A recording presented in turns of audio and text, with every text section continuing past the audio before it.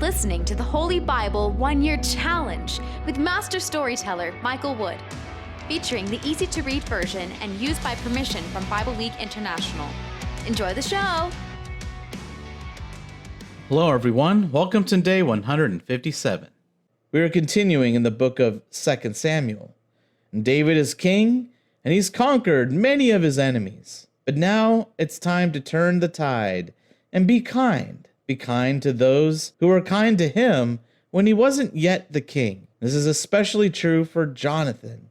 Remember, Jonathan was the son of Saul, and he helped David on many occasions. And Jonathan, as you know, is dead, but he does have family, and King David wants to return the kindness. He also tries the same thing with the Ammonites, but it doesn't go as well as he planned. And instead, his kindness backfires on him, and the Ammonites form a huge army, and not only that, they hire more soldiers, the Arameans, to fight King David in Israel. So it's on. And although King David wanted to show his kindness, he is not afraid to share his battle cry.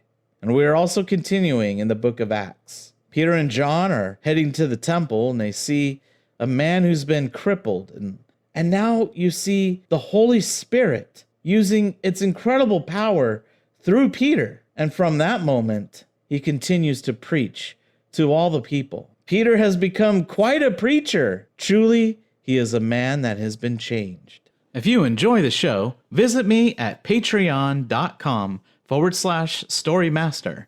You'll find the link in the description box below. By contributing as little as $1 per month, you will enable me to continue this ministry, and you'll get cool rewards too. Together, we're going to get through the Bible in 1 year. Let's get started. 2 Samuel chapter 9. David is kind to Saul's family. David asked, "Is there anyone still left in Saul's family? I want to show kindness to that person. I want to do it for Jonathan." There was a servant named Ziba from Saul's family. David's servants called Ziba to David. King David said to him, "Are you Ziba?" Ziba said, "Yes, I am your servant Ziba." The king said, "Is there anyone left in Saul's family? I want to show God's kindness to that person." Ziba said to King David, "Jonathan has a son still living. He is lame in both feet." The king said to Ziba, "Where is this son?" Ziba said to the king, "He is at the house of Machir, son of Ameliel, in Lo-debar." Then King David sent some of his officers to Lo-debar to find Jonathan's son from the house of Machir, son of Ammiel. Jonathan's sons, Mephibosheth, came to David and bowed with his face low to the floor. David said, "Mephibosheth." Mephibosheth said, "Yes, sir, I am your servant, Mephibosheth." David said to Mephibosheth, "Don't be afraid. I will be kind to you because of your father, Jonathan. I will give back to you all the land of your grandfather Saul, and you will always be able to eat at my table." Mephibosheth bowed to David again and said, "I am no better than a dead dog, but you are being very kind to me." Then King David called Saul's servant Ziba and said, "Mephibosheth is your master's grandson, so I have given him everything that Saul and his family owned. You and your sons and servants will farm the land for Mephibosheth. You will harvest the crops. Then your master's grandson will have plenty of food to eat. But Mephibosheth will always be allowed to eat at my table." Ziba had 15 sons and 20 servants. He said to King David, "I am your servant.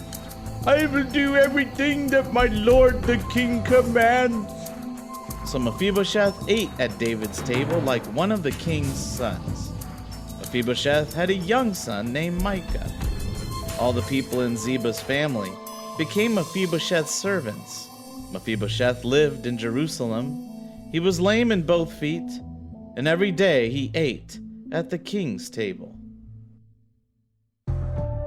2 Samuel chapter 10. Later, King Nahash of the Ammonites died. His son Hanun became the new king. David said, "Nahash was kind to me, so I will show kindness to his son Hanun." So David sent some messengers to the land of the Ammonites to tell Hanun that he was sorry about his father's death. But when David's messengers arrived in the land of the Ammonites, the Ammonite leaders warned Hanun, their master. They said, Do you think that David is really wanting to honor your father by sending these men to comfort you? No, David sent these men to spy on your city. He plans to attack and take it from you. So Hanun took David's messengers and shaved their beards off one side of their faces. Then he cut off their clothes at the hips and sent them away. The men were too ashamed to go home. When David heard what had happened, he sent them this message: "Stay there in Jericho until your beards grow back. Then you can come home." The Ammonites saw that they had become David's enemies, so they hired Arameans from Beth Rehob and Zobah. There were 20,000 Aramean foot soldiers. The Ammonites also hired the king of Makkah with 1,000 men and 12,000 men from Tob. When David heard about this, he sent Joab and his whole army of warriors.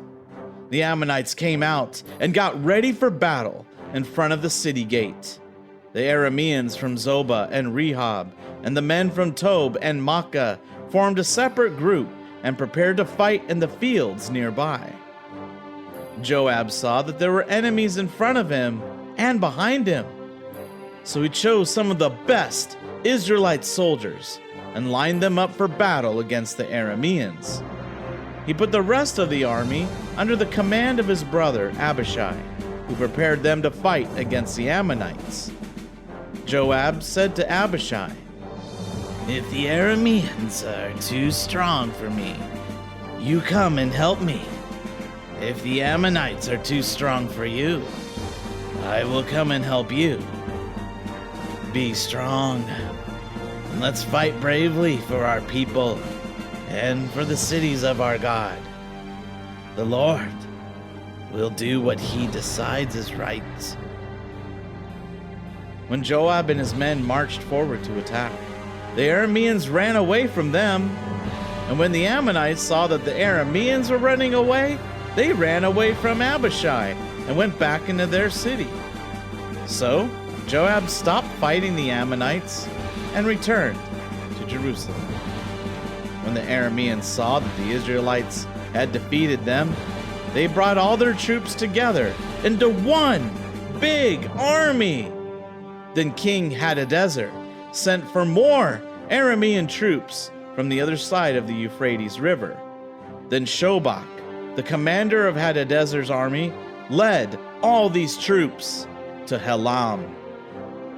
When David heard about this, he gathered all the Israelite troops. They crossed over the Jordan River and went to Helam. There the Arameans prepared for battle and attacked. But David defeated them, and they ran from the Israelites. David and his army killed 700 chariot drivers and 40,000 horsemen. They also wounded Shobach, the commander of the Aramean army, and he died there. When the kings who were under Hadadezer's rule saw that the Israelites had defeated them, they made peace with the Israelites and became their servants.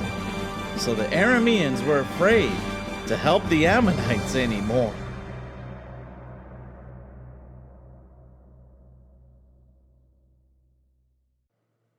Acts chapter 3. One day, Peter and John went to the temple area. It was 3 o'clock in the afternoon, which was a time for prayer in the temple. As they were entering the temple area, a man was there who had been lame all his life. He was being carried by some friends who brought him to the temple every day. They put him by one of the gates outside the temple.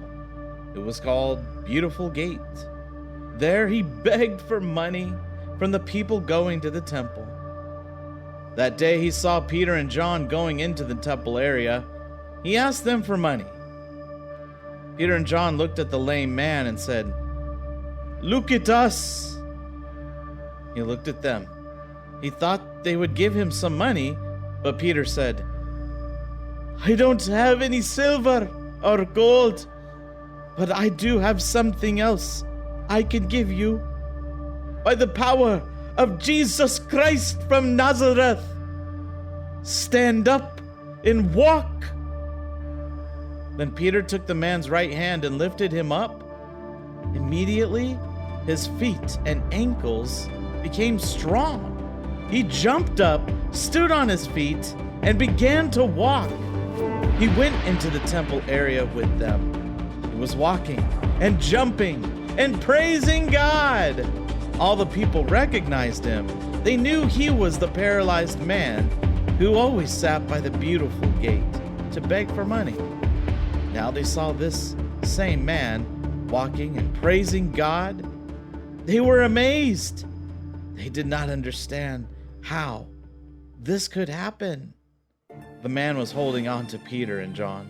All the people were amazed and ran to them at Solomon's porch. When Peter saw this, he said to the people, "My Jewish brothers, why are you surprised at this?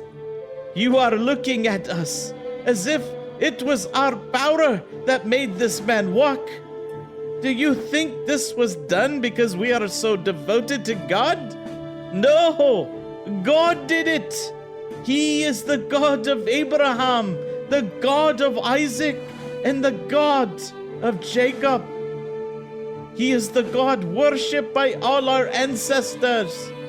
By doing this, he brought glory to his servant Jesus, the one you handed over to be killed." Pilate had decided to let him go. But you told Pilate that Jesus was not the one you wanted. Jesus was the Holy One, the one who came to make things right, but you did not accept him. You told Pilate to free a murderer for you instead of Jesus. And so you killed the one who gives life. But God raised him from death. We are witnesses of this. We saw it with our own eyes.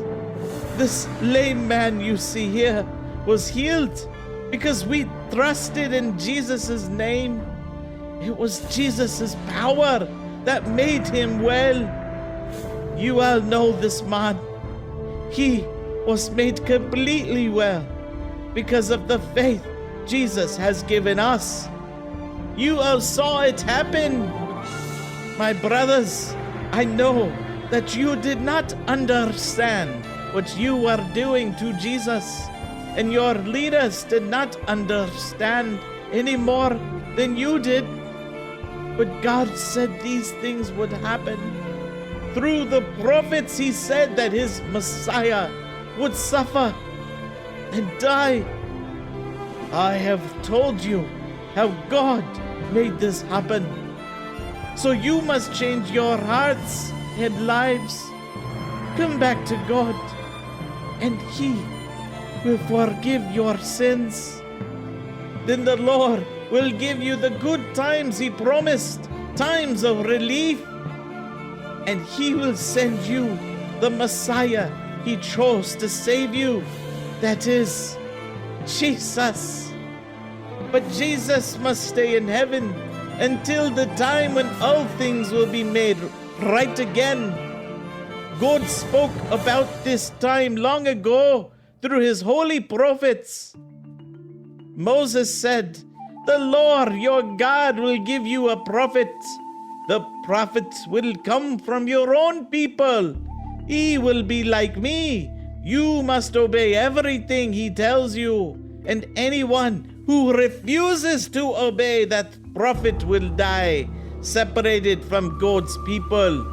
Samuel and all the other prophets who spoke God's message after Samuel said that this time would come, and what those prophets talked about is for you, their descendants. You have received the agreement that God made with your fathers. God said to your father Abraham, every nation on earth will be blessed through your descendants. God has sent his special servant Jesus. He sent him to you first. He sent him to bless you by causing each of you to turn away from your evil ways. Psalm chapter 70, verses 1 through 5. For the music director, a song of David, to help people remember. Please, God, rescue me. Lord, hurry and help me. People are trying to kill me. Please disappoint them. Humiliate them. They want to hurt me. Make them run away in shame. May those who make fun of me be too embarrassed to speak. But may those who come to you be happy and rejoice. May those who love being saved by you always be able to say, God is great. I am only a poor, helpless man. God, please hurry to me. You are my helper, the one who can save me. Lord, don't be too late. Thank you, everyone. That was day 157. Join us for day 158. David's had some great victories in battle, and now he's resting at home. And of course, with him sitting around twiddling his thumbs, he gets into trouble, and especially when he sees a beautiful woman bathing in the distance. In fact, he gets into so much trouble that God speaks to Nathan, and Nathan has a terrible message from the Lord. And in the book of Acts, Peter and John must stand before the Jewish council and defend their actions and their faith, because the issue of Jesus Christ from Nazareth has not gone away. We hope you enjoyed today's verses. Be sure to leave us a positive review and to share this podcast with your friends and family. Please join us for the next episode as we experience the Bible in 1 year.